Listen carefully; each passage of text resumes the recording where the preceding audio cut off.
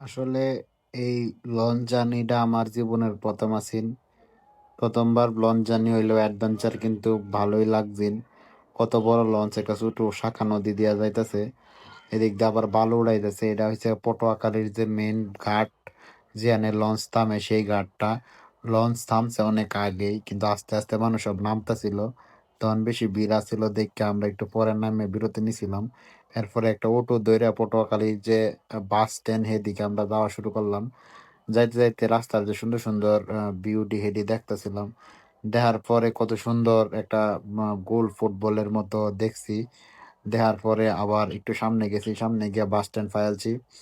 Bus stand থেকে যাওয়ার সময় সুন্দর একটা মসজিদ দেখছি। এটা হচ্ছে যে মডেল মসজিদ।